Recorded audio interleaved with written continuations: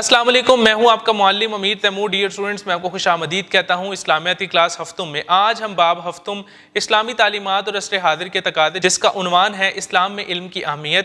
Dear students, آج ہم اس سبق کی مشق کو تفصیلاً حل کریں گے۔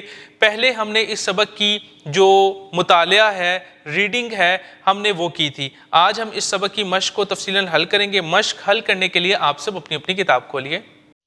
مشق درست جواب کے گرد دائرہ لگائیں۔ علم کے معنی ہے سوچنا، جاننا، روکنا، برداشت کرنا۔ درست جواب جاننا۔ علم طلب کرنا ہر مسلمان پر ہے۔ فرض، واجب، مستحب، مسنون۔ درست جواب فرض۔ انسان کو علم کی وجہ سے درجہ دیا گیا ہے، اشرف الآدمیت کا، اشرف الحیوان کا، اشرف الانسان کا، اشرف المخلوقات کا۔ درست جواب اشرف المخلوقات کا۔ ابو بکر محمد زکریا رازی تہران اور بغداد میں شعبے کے ناظم رہے، کیمیا کے، طب کے، ریاضی کے، طبیعیات کے۔ درست جواب طب کے۔ جابر بن حیان بانی ہے، طب کے، ریاضی کے، کیمیا کے، طبیعیات کے۔ درست جواب کیمیا کے۔ خالی جگہ پر کریں۔ الجبرا پر سب سے پہلی کتاب خالی جگہ پہلے لکھی گئی، محمد بن موسیٰ۔ علم ریاضی کے زبردست ماہر اور الجبرا کے مشہور موجد خالی جگہ ہیں، محمد بن موسیٰ۔ انسان اور حیوان میں فرق خالی جگہ ہی کی بدولت ہے۔ علم طب کا امام خالی جگہ کو کہا جاتا ہے، ابو بکر محمد زکریا۔ الجبرا پر دنیا کی سب سے پہلی کتاب خالی جگہ نے لکھی، محمد بن موسیٰ۔ دیے ہوئے سوالات کے مختصر جواب لکھیں۔ علم کے لغوی اور اصطلاحی معنی تحریر کریں۔ علم کے معنی جاننا اور آگاہ ہونا کے ہیں، کسی چیز کی حقیقت کا مکمل ادراک ہونا علم کہلاتا ہے۔ علم کی فرضیت سے متعلق حدیث مبارکہ کا ترجمہ تحریر کریں۔ طلب علم ہر مسلمان پر فرض ہے۔ علوم کی اقسام کی وضاحت کریں۔ قرآن مجید نے دین کے بنیادی احکامات کے ساتھ ساتھ دنیاوی علوم جیسے فلسفہ، تاریخ، غذا اور غذائیت اور سائنسی علوم پر بھی غور و فکر کرنے کی دعوت دی ہے۔ جابر بن حیان نے کون سے کیمیائی مرکبات تیار کیے؟ جابر بن حیان نے کیمیائی مرکبات مثلاً کاربونیٹ، آرسینک، سلفائڈ اور الکوہل کو خالص تیار کیا ہے۔ ابو بکر محمد زکریا رازی کن علوم میں ماہر تھے؟ آپ علم طب کے ماہر تسلیم کیے جاتے ہیں۔ الرازی کا نام طب کے امام کی حیثیت سے مشہور ہے۔ دیے ہوئے سوالات کے تفصیل سے جواب لکھیں۔ اسلام میں مختلف علوم دینی و سائنسی کے حصول کی فضیلت و اہمیت پر نوٹ لکھیں۔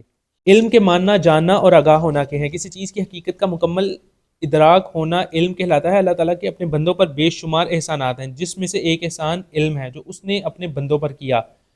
رسول اللہ خاتم النبیین صلی اللہ علیہ وسلم پر جو پہلی وحی نازل ہوئی، اس سے بھی علم کی اہمیت آشکار ہوتی ہے۔ علم کی فرضیت کے متعلق رسول اللہ خاتم النبیین صلی اللہ علیہ وسلم کا ارشاد گرامی ہے، طلب علم ہر مسلمان پر فرض ہے۔ انسان امیر ہو یا غریب، مرد ہو یا عورت، علم کا حصول ہر ایک کی بنیادی ضرورت ہے۔ یہ انسان کا ایسا حق ہے جسے کوئی چھین نہیں سکتا۔ انسان اور حیوان میں فرق علم ہی کی بدولت ہے۔ تعلیم کسی بھی قوم یا معاشرے کے لیے ترقی کی ضامن ہے۔ تعلیم حاصل کرنے کا مقصد تمیز اور تہذیب سکھانا ہے تاکہ انسان اپنی معاشرتی روایات و اقدار کا خیال رکھ سکے۔ تعلیم وہ زیور ہے جو انسان کا کردار سنوارتی ہے۔ دیکھا جائے تو ہر چیز بانٹنے سے گھٹتی ہے، مگر علم ایک ایسی دولت ہے جو بانٹنے سے گھٹتی نہیں بلکہ بڑھتی ہے۔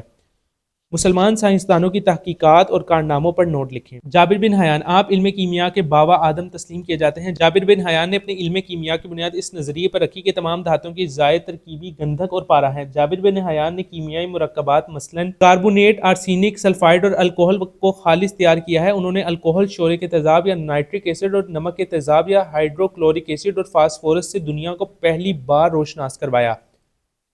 اس کے علاوہ انہوں نے دو عملی دریافتیں بھی کیں، ایک تکلیس یا کشتہ کرنا یعنی آکسائڈ بنانا، اور دوسرے تحلیل یعنی حل کرنا۔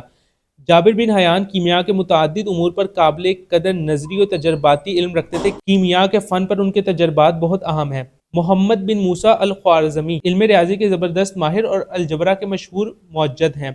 محمد بن موسیٰ الخوارزمی کا عظیم ترین کارنامہ ان کی تصنیف کتاب المختصر فی حساب الجبرا والمقابلہ ہے، جسے الجبرا پر دنیا کے سب سے پہلی کتاب قرار دیا جاتا ہے۔ اس میں انہوں نے تفصیل سے یہ بتایا کہ الجبرا کی مدد سے روزمرہ حسابی مسائل کیسے حل کیے جا سکتے ہیں اور نامعلوم مقداریں کیسے معلوم کی جا سکتی ہیں۔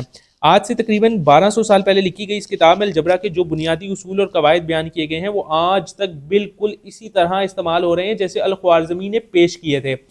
ابو بکر محمد زکریا رازی، آپ علم طب کے ماہر تسلیم کیے جاتے ہیں۔ الرازی کا نام طب کے امام کی حیثیت سے مشہور ہے کیونکہ محمد زکریا رازی نے طب کی دنیا میں وہ کارہائے نمایاں انجام دیے ہیں کہ مشرق و مغرب میں انہیں طب کے شعبے میں طب کا امام مانا جاتا ہے۔ ایک روایت کے مطابق طب کے شعبے میں آنے سے پہلے آپ ایک کیمیا گر تھے، وہ رے یعنی تہران اور بغداد میں طب کے شعبے سے وابستہ رہے تھے۔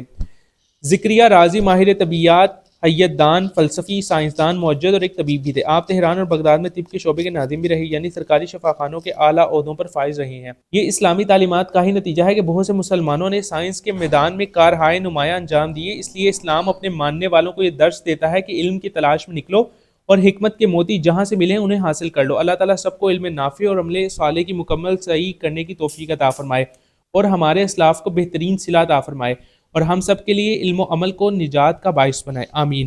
سرگرمیاں برائے طلبہ علم کی اہمیت سے متعلقہ 2 آیات مبارکہ اور 2 احادیث مبارکہ سبق کے علاوہ تلاش کریں۔ طلبہ چند مسلم سائنسدانوں کے ناموں اور ان کے مشہور کارناموں پر مشتمل چارٹ بنائیں اور کمرہ جماعت میں آویزاں کریں۔ رہنمائے اساتذہ دور حاضر میں دینی اور سائنسی علوم کے حصول کی اہمیت کے موضوع پر مذاکرہ کروائیں۔